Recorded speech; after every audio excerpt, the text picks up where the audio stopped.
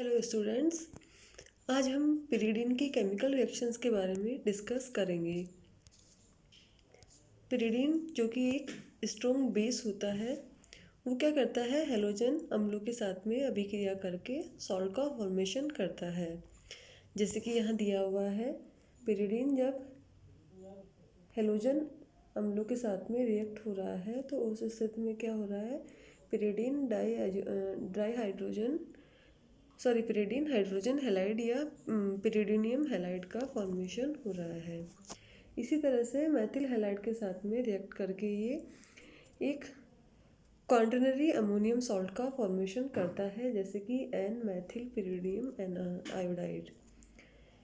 ये जो क्वाaternary ammonium salt है, इसको यदि हम 300 डिग्री सेंटीग्रेड तक इसको हीट करें तो इसका जो मॉलिक्यूल है वो क्या होगा, रीअरेंज होके 2 और 4 मैथिल पिरिडीन का फॉर्मेशन यहाँ पे कर देता है। ये जो रिएक्शन होती है ये हॉफमैन मॉर्टियस रीअरेंजमेंट कहलाती है। यहाँ पे देखिए इस रिएक्शन में दिया गया है, ये जो क्वाaternary अमोनियम साल्ट है, ये इसको क्या कर रहे हैं, 300 डिग्री सेंटीग्रेड तक हीट कर रहे हैं। तो क्या हो रहा है, इसका मॉलिक्यूल रीअरेंज हो रहा है और यहाँ पे ये 2 मैथिल पिरिडीन और 4 मैथिल पिरिडीन का फॉर्मेशन कर रहा है। इसके अलावा यदि पिरिडीन के 2 और 4 पोजीशन पर कोई ऐसा ग्रुप जुड़ा हुआ है जिसका कि क्या हो, प्लस आई इफेक्ट हो, जैसे कि एल्किल ग्रुप जुड़ा हुआ हो, तो उस स्थिति में क्या होता है, इसका जो क्वाaternary अमोनियम सॉल्ट होता है वो उसको गर्म करने पर वो एक वाटर का एक मॉलिक्यूल एलिमिनेट कर देता है और इस स्थिति में क्या होता है, एक एनहाइड्रो बेस का फॉर्मेशन होता है। यहाँ पे देखिए इसमें शो किया गया है कि एनहाइड्रो बेस का यहाँ पे फॉर्मेशन हो रहा है। इसी तरह से पिरिडीन हैलोजनों के साथ में भी रिएक्ट करके 1 हैलोजिनियम पिरिडीनियम हैलाइड का फॉर्मेशन करता है। अब आगे इसी में चलते हैं, तो अगली जो रिएक्शन है वो है रिडक्शन। यदि हम पिरिडीन की निकल की प्रेजेंस में हम उसका रिडक्शन करवाए तो उस स्थिति में हेक्साहाइड्रोपिरिडीन का फॉर्मेशन होता है, जिसे पिप्रिडीन भी कहा जाता है।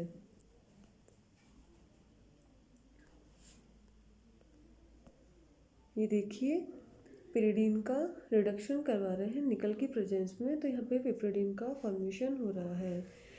इसी तरह से पिप्रिडीन में रिडक्शन के लिए हम सोडियम और एथेनॉल के मिश्रण को भी हम काम में ले सकते हैं। हम सभी जानते हैं कि जो पिप्रिडीन होता है वो एक सैचुरेटेड यौगिक होता है। ये देखिए इसके स्ट्रक्चर से ही शो हो रहा है कि ये क्या है, एक सैचुरेटेड कंपाउंड है। इसमें एरोमेटिसिटी नहीं पाई जाती है, लेकिन ये पिप्रिडीन जो होता है ये पिरिडीन की तुलना में जो होता है स्ट्रॉन्ग बेस होता है। और यदि हम पिरिडीन, पिरोल और पिप्रिडीन की बेसिसिटी का ऑर्डर देखें तो पिरिडीन सबसे ज़्यादा स्ट्रॉन्ग बेस होता है, सेकंड नंबर पे है पिरिडीन और थर्ड नंबर पे है पिरोल। अभी तक हमने जो इसकी रिडक्शन की अभिक्रिया देखी उसमें हमने देखा कि पिरिडीन का जब रिडक्शन किया जाता है निकल या सोडियम और एथेनॉल के मिश्रण के साथ में, तो उस स्थिति में क्या होता है, जो पिरिडीन के जो तीनों डबल बॉन्ड होते हैं वो सैचुरेटेड हो जाते हैं। ठीक है, यदि लेकिन पिरिडीन का जो रिडक्शन है वो एथेनॉल के साथ में करवाया जाए, सोडियम धातु के साथ में द्रव अमोनिया की प्रेजेंस में, ठीक है, तो उस स्थिति में क्या होता है, केवल इसके एक डबल बॉन्ड का ही सैचुरेशन होगा और यहाँ पे 1,4 डाईहाइड्रोपिरिडीन का फॉर्मेशन होगा। ये जो अभिक्रिया होती है इसको बोलते हैं बर्च रिडक्शन। अब यहाँ पे क्या हो रहा है, केवल 1,4 पोजीशन पे रिडक्शन हो रहा है, लेकिन यदि यही रिडक्शन हम लिथियम एल्यूमिनियम हाइड्राइड के साथ में करवाए तो उस स्थिति में भी जो रिडक्शन होगा वो एक डबल बॉन्ड का ही होगा, जैसे कि ऊपर वाली रिएक्शन में हुआ है। लेकिन यहाँ पे जो रिडक्शन होगा वो क्या होता है, उस स्थिति में जो कॉन्जुगेशन होता है इस रिंग का वो डिस्ट्रॉय नहीं होता है। तो यहाँ पे जो 1,2 पोजीशन है वहाँ पे रिडक्शन होगा, उस वाले डबल बॉन्ड का रिडक्शन होगा और हमें 1,2 डाईहाइड्रोपिरिडीन यहाँ पे प्रोडक्ट के रूप में मिलेगा।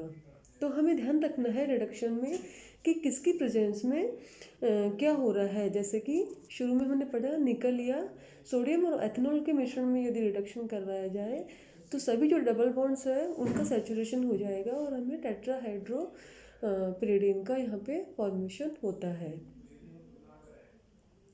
और यदि यही अभिक्रिया हम करवाते हैं द्रव अमोनिया की उपस्थिति में सोडियम धातु के साथ एथेनॉल के मिश्रण में, तो उस स्थिति में क्या होगा, केवल जो रिडक्शन होगा वो 1,4 पोजीशन पे होगा। एक डबल बॉन्ड का यहाँ पे सैचुरेशन होता है और 1,4 डाईहाइड्रोपिरिडीन यहाँ पे हमें फाइनल प्रोडक्ट के रूप में प्राप्त होता है। यही अभिक्रिया अगर लिथियम एल्यूमिनियम हाइड्राइड के साथ में करवाया जाए तो 1,2 डाईहाइड्रोपिरिडीन यहाँ पे फाइनल प्रोडक्ट के रूप में हमें मिलता है। यदि रिडक्शन हम स्ट्रॉन्ग रिड्यूसेंट एजेंट के साथ में जैसे कि HI के साथ में करवाए 300 डिग्री सेंटीग्रेड पे, तो उस स्थिति में क्या होता है, ये जो पिरिडीन की जो रिंग होती है ये टूट जाती है और उस स्थिति में हमें एन पेंटेन फाइनल प्रोडक्ट के रूप में प्राप्त होता है। साथ में अमोनिया भी यहाँ पे रिलीज होती है। अब बात करते हैं हम इनकी इलेक्ट्रोफिलिक सब्स्टिट्यूशन रिएक्शंस के बारे में। पिरिडीन जो होता है, पिरिडीन इलेक्ट्रोफाइल्स के प्रति एक डीएक्टिवेटिंग कंपाउंड होता है। तो यहाँ पे इलेक्ट्रोफिलिक सब्स्टिट्यूशन रिएक्शंस यहाँ पे करवाने के लिए हमें बहुत ही स्ट्रॉन्ग कंडीशंस की ज़रूरत होती है। यहाँ पे जो ना इसका नाइट्रोजन परमाणु होता है उसकी इलेक्ट्रोनेगेटिविटी ज़्यादा होती है, जिसके कारण क्या होता है वो -I इफेक्ट यहाँ पे रिंग पे डालता है, जिससे कि क्या होता है, वाले में जो है इलेक्ट्रॉन्स का जी डेंसिटी होती है वो कम हो जाती है और जो रिंग का जो पार्ट होता है वो कैसा हो जाता है, पॉजिटिवली हो जाता है। तो यहाँ पे क्या होता है, जो पिरिडीन का नाइट्रोजन परमाणु होता है उस पर जो एकागी इलेक्ट्रॉन युग्म या लोन पेयर ऑफ इलेक्ट्रॉन है वो आसानी से प्रोटॉन को उपलब्ध हो जाता है, वो आसानी से प्रोटॉन को मिल जाता है। तो इस कारण से इलेक्ट्रोफिलिक सब्स्टिट्यूशन रिएक्शंस के लिए जब कोई स्ट्रॉन्ग एसिड यहाँ पे डाला जाता है रिएक्शन में, तो उस स्थिति में क्या होगा, नाइट्रोजन जो एटम है उसका प्रोटोनेशन हो जाएगा और नाइट्रोजन एटम पॉजिटिवली चार्ज हो जाएगा, जिसके कारण उसके इलेक्ट्रॉन्स को अट्रैक्ट करने की जो कैपेबिलिटी होती है वो बढ़ जाती है। तो यहाँ पे इस कारण से पिरिडीन में बहुत ही माइल्ड कंडीशंस में इलेक्ट्रोफिलिक सब्स्टिट्यूशन रिएक्शंस नहीं होती है। और यहाँ तक कि फिडेल क्राफ्ट रिएक्शन तो जो जैसे और अपन ने 6 मेंबर्ड हेटेरोसाइक्लिक कंपाउंड्स पढ़े, 5 मेंबर्ड हेटेरोसाइक्लिक कंपाउंड्स पढ़े, फिरोल, पाइरोल, थायोफिन और फ्यूरेन, उनमें अब हम सभी जानते हैं कि इलेक्ट्रोफिलिक सब्स्टिट्यूशन रिएक्शंस आसानी से हो जाती है, बहुत माइल्ड कंडीशंस में भी हो जाती है, लेकिन यहाँ पे आसानी से संपन्न नहीं कराई जा सकती पिरिडीन में, और फिडेल क्राफ्ट रिएक्शन तो पिरिडीन देता ही नहीं है। ठीक है, तो -I इफेक्ट के कारण, क्योंकि ऑर्थो और पैरा मतलब 2, 4, 6 पोजीशन पर मेटा पोजीशंस की तुलना में क्या होता है, आई इफेक्ट ज़्यादा इफेक्टिव होता है। तो उस स्थिति में 3 और 5 पोजीशंस पर इलेक्ट्रॉन डेंसिटी जो होती है वो ज़्यादा हो जाएगी। इसी कारण से पिरिडीन में क्या होगा, इलेक्ट्रोफिलिक सब्स्टिट्यूशन रिएक्शन जो होती है वो 3 और 5 पोजीशन पर होती है। पिरिडीन में जो इलेक्ट्रोफिलिक सब्स्टिट्यूशन रिएक्शंस होती है वो पोजीशन 3 या 5 पर होने का एक और स्ट्रॉन्ग रीजन ये भी है कि जो इंटरमीडिएट जो आयन बनता है उसकी स्टेबिलिटी ज़्यादा होती है। लेकिन यदि इलेक्ट्रोफाइल पिरिडीन के नाभिक में यदि 2 और 4 पोजीशन पर अटैक करे तो उस स्थिति में क्या होता है, जो इंटरमीडिएट बनता है उसकी रेजोनेटिंग स्ट्रक्चर्स में एक स्ट्रक्चर्स ऐसी होती है जिसमें कि जो नाइट्रोजन एटम होता है जो कि बहुत ही इलेक्ट्रोनेगेटिव होता है, वो दो कोवलेंट बॉन्डों के बीच में पॉजिटिव स्टेट में होता है। तो उस कारण क्या होता है, जो इलेक्ट्रॉन्स का जो सेक्सेट होता है वो वहाँ पे पूर्ण नहीं होता है, पूरा नहीं होता है, और जो स्ट्रक्चर हो जाती है वो अनस्टेबल हो जाती है। तो इस कारण से जो इलेक्ट्रोफाइल का जो अटैक होता है वो पोजीशन 3 पे होता है, क्योंकि पोजीशन 3 में इस तरह की कोई भी अनस्टेबल स्ट्रक्चर नहीं बनती है। और इसी कारण से पिरिडीन में इलेक्ट्रोफिलिक सब्स्टिट्यूशन रिएक्शंस कहाँ पर होती है, पोजीशन 3 पर।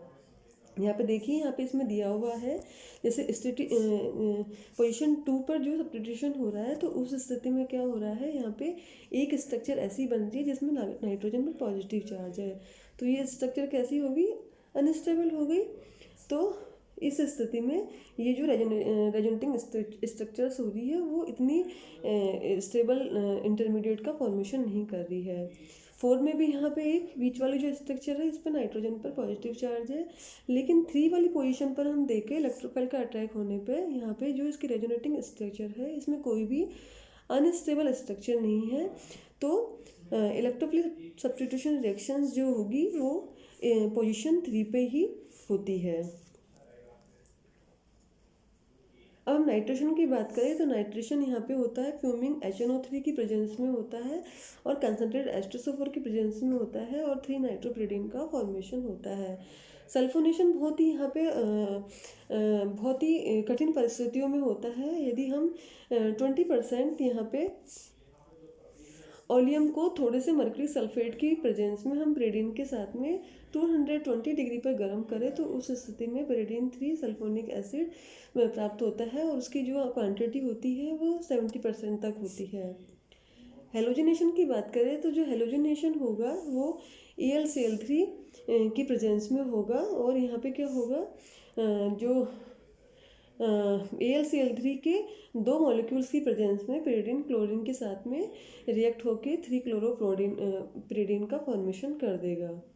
यदि पिरिडीन का ब्रोमिनेशन करवाया जाए तो यहाँ क्या होता है, ब्रोमीन की जो वाष्प होती है, मतलब ब्रोमीन वेपर ब्रोमीन को हम 300 डिग्री सेंटीग्रेड पर चारकोल कैटलिस्ट की उपस्थिति में हम जब गर्म करते हैं तो हमें 3 ब्रोमोपिरिडीन और 3,5 डाइब्रोमोपिरिडीन का यहाँ पे फॉर्मेशन होगा। यदि इसी ये जो रिएक्शन है इसी को हम 500 डिग्री सेंटीग्रेड पर हम करवाएं तो उस स्थिति में क्या होगा, जो रिएक्शन होगी वो फ्री रेडिकल द्वारा होती है और उस स्थिति में हमें जो प्रोडक्ट मिलेगा वो 2 ब्रोमोपिरिडीन और 2,6 डाइब्रोमोपिरिडीन यहाँ पे प्रोडक्ट के रूप में हमें प्राप्त होंगे। मतलब मोनोहेलो प्रोडक्ट भी प्राप्त होगा और डाई हेलो प्रोडक्ट भी यहाँ पे हमें प्राप्त होगा। अब हम बात करते हैं न्यूक्लियोफिलिक सब्स्टिट्यूशन रिएक्शंस। हमने अभी ऊपर बात की थी कि नाइट्रोजन का जो पिरिडीन में जो नाइट्रोजन हेट्रोएटम प्रेजेंट होता है उसका क्या होता है, स्ट्रॉन्ग माइनस आई इफेक्ट होता है। उस कारण से क्या होता है, पिरिडीन की जो रिंग होती है वो इलेक्ट्रॉन डेफिशिएंट हो जाती है और उस पर इलेक्ट्रोफाइल का जो अटैक होता है वो आसानी से नहीं हो पाता। ठीक है, क्योंकि इलेक्ट्रोफाइल जो जिसके पास में खुद इलेक्ट्रॉन्स की डेफिशिएंसी है तो उसका अटैक आसानी से रिंग पर नहीं होगा। तो इस स्थिति में क्या होता है, बहुत ही स्ट्रॉन्ग कंडीशंस में हम पिरिडीन की इलेक्ट्रोफिलिक सब्स्टिट्यूशन रिएक्शंस हम करवाते हैं। लेकिन यहाँ पे क्योंकि इसमें इलेक्ट्रोफिलिक सब्स्टिट्यूशन रिएक्शन बहुत ही कठिनाई से होती है तो एक इसमें ये इसकी स्पेसिफिसिटी हो जाती है कि इसमें न्यूक्लियोफिलिक सब्स्टिट्यूशन रिएक्शंस संपन्न हो जाती है जो कि बेंजीन में नहीं होती है। तो नाइट्रोजन के स्ट्रॉन्ग माइनस इफेक्ट के कारण पिरिडीन जो रिंग होती है उसमें इलेक्ट्रॉन जो डेंसिटी होती है वो कम हो जाती है और जो रिंग वाला जो पार्ट होता है मॉलिक्यूल का वो कैसा हो जाता है, धनावेशित हो जाता है, मतलब उसमें इलेक्ट्रॉन्स की डेफिशिएंसी हो गई। जबकि नाइट्रोजन एटम वाला जो पार्ट होता है वो कैसा हो गया, वो नेगेटिव चार्ज वाला हो गया, वहाँ पे इलेक्ट्रॉन्स की डेंसिटी ज़्यादा हो गई। तो इस स्थिति में क्या होगा, जो न्यूक्लियोफाइल है उसका अट्रैक्शन ज़्यादा होगा नाइट्रोजन की तरफ और इस कारण से पिरिडीन में न्यूक्लियोफिलिक सब्स्टिट्यूशन रिएक्शंस आसानी से संपन्न हो जाती है। लेकिन जो माइनस आई इफेक्ट होता है वो 2 और 4 पोजीशन पे ज़्यादा होगा क्योंकि पिरिडीन की जो न्यूक्लियोफिलिक सब्स्टिट्यूशन रिएक्शंस होती है वो 2 और 4 पोजीशन पर ही इसलिए होती है। और इसका एक दूसरा रीज़न ये भी है कि जो न्यूक्लियोफाइल होता है वो जब पोजीशन 2 और 4 पर अटैक करता है तो उस स्थिति में क्या होता है, जो बना हुआ इंटरमीडिएट होता है या इंटरमीडिएट एनायन होता है वो ज़्यादा स्टेबल होता है। यहाँ पे हम इसकी रेजोनेटिंग स्ट्रक्चर्स देखेंगे तो जो नाइट्रोजन एटम होता है वो इलेक्ट्रोनेगेटिव होता है तो वहाँ पर वो और ज़्यादा इलेक्ट्रोनेगेटिव मतलब नेगेटिव चार्ज नाइट्रोजन पर आ जाता है इन रेजोनेटिंग स्ट्रक्चर में, जो कि क्या होता है इसकी स्टेबिलिटी को इंक्रीज कर देता है। लेकिन जब ये न्यूक्लियोफाइल पोजीशन 3 पर अटैक करता है तो उस स्थिति में जो इंटरमीडिएट बनता है, इंटरमीडिएट एनायन बनता है उसमें ऐसी कोई स्टेबिलिटी को इंक्रीज करने वाली रेजोनेटिंग स्ट्रक्चर पार्टिसिपेट नहीं करती है। तो इस स्थिति में न्यूक्लियोफिलिक सब्स्टिट्यूशन रिएक्शन pyridine में 2,4 पोजीशन पर होती है। जैसे कि हमने देखा जो पोजीशन 2 है उसमें यहाँ पे देखिए, यहाँ पे सभी जो रेजोनेटिंग स्ट्रक्चर्स बन रही है सारी क्या है, कैसी है, स्टेबल है। जबकि पोजीशन 4 देखिए तो यहाँ पे भी स्टेबल रेजोनेटिंग स्ट्रक्चर्स का फॉर्मेशन हो रहा है। लेकिन यदि हम बात करें पोजीशन 3 की, तो यहाँ पे देखिए, यहाँ पे कोई किसी भी तरह की स्टेबल स्ट्रक्चर का फॉर्मेशन नहीं हो रहा है। तो इस कारण से जो न्यूक्लियोफाइल का अटैक होगा वो कैसे कहाँ पर होगा, 2 और 4 पोजीशन पर ही होगा।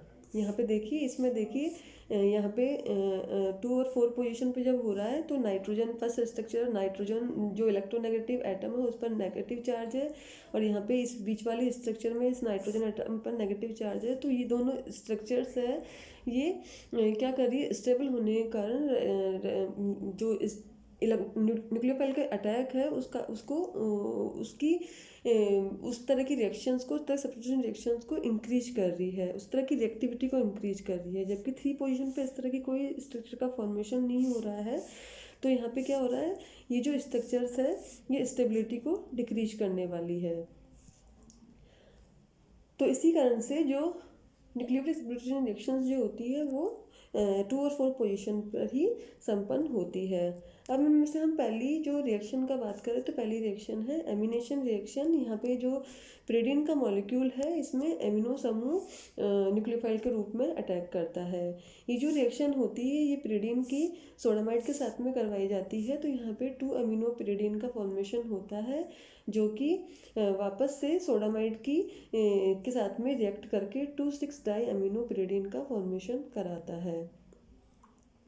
यहाँ पे जो रिएक्शन है, इस रिएक्शन में सोडियम के साल्ट का फॉर्मेशन होता है जो कि वाटर के एक मॉलिक्यूल के साथ में अपघटित होके फ्रीली एमीन का फॉर्मेशन कर देता है।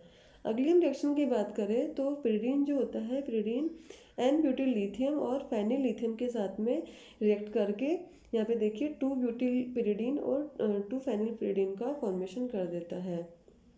pyridine ग्रेनियर रिजेंट के साथ में भी अभिक्रिया करके 4 सब्स्टिट्यूएंट प्रोडक्ट का फॉर्मेशन करेगा, जैसे 4 बेंजिल pyridine का यहाँ पे फॉर्मेशन कर रहा है। अगली रिएक्शन की बात करें तो pyridines जो होते हैं ये पोटेशियम हाइड्रोक्साइड के साथ में रिएक्ट करके यहाँ पे क्या करते हैं, 2 हाइड्रोक्सी pyridine का फॉर्मेशन कर देते हैं। ये जो रिएक्शन होती है ये 320 डिग्री सेंटीग्रेड पे होती है। ये जो 2 और 4 डाई हाइड्रोक्सी pyridine होते हैं, 2 और 4 हाइड्रोक्सी pyridine होते हैं, इनकी एक विशेषता होती है कि जो इनका जो OH समूह होता है ये फिनोलिक ग्रुप जैसा हमें दिखता है, लेकिन ये फिनोलिक नहीं होता है। यदि हम इसका IR स्पेक्ट्रोस्कोपी और एक्सरे क्रिस्टलोग्राफी के द्वारा इसकी स्टडी करें तो हमें ये स्टडी करने पे, हमें एनालिसिस करने पे हमें पता चलता है कि ये फिनोलिक ग्रुप नहीं होके ये कैसा ग्रुप होता है, इसमें कीटोनिक ग्रुप प्रेजेंट होता है। तो जो पिरिडोल होता है ये पिरिडोन में कन्वर्ट हो जाता है, या ये पिरोडोन यहाँ पे हमें फाइनल प्रोडक्ट के रूप में प्राप्त होता है। pyridine जो होता है, pyridine पर यदि 2 और 4 स्थिति पर यदि कोई हैलोजन समूह जुड़ा हुआ हो तो उस स्थिति में क्या होता है, जो न्यूक्लियोफिलिक का जो अटैक होता है वो आसानी से हो जाता है, क्योंकि उस स्थिति में जो इलेक्ट्रॉन रिलीजिंग ग्रुप होता है वो हाइड्रोजन के स्थान पर हेलोजन सब्स्टिट्यूएंट होता है। तो उस स्थिति में जो रिलीजिंग ग्रुप होता है गुड रिलीजिंग ग्रुप होता है, और जो 2 ब्रोमोप्रोडीन pyridine है वो अमोनिया और हाइड्रोजन साइनाइड के साथ में इस स्थिति में रिएक्ट करके 2 अमीनो pyridine और pyridine 2 साइनाइड का फॉर्मेशन यहाँ पे कर देते हैं। अब इसकी ऑक्सीडेशन देखिए तो हाइड्रोजन पेरोक्साइड के साथ में या पर अम्लों के साथ में ये ऑक्सीडाइज होके pyridine एन ऑक्साइड का फॉर्मेशन कर देता है, जो कि रेजोनेंस के द्वारा इस तरह से स्टेबलाइज्ड हो जाता है।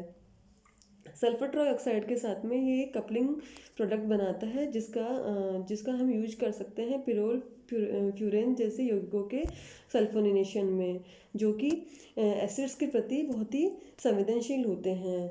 सोडियम के साथ में रिएक्ट करके सोडियम के साथ में जब ये इसके रिएक्शन करवाते हैं तो यहाँ पे क्या होता है, पिरिडीन के दो मॉलिक्यूल्स आपस में जुड़ जाते हैं और डाई सोडियम डेरिवेटिव का फॉर्मेशन करते हैं, जिसको कि हम जब एयर में हम ओपन छोड़ देते हैं तो उस स्थिति में यहाँ पे 4,4 डाई पिरिडाइल में ये इंटरचेंज हो जाते हैं, कन्वर्ट हो जाते हैं।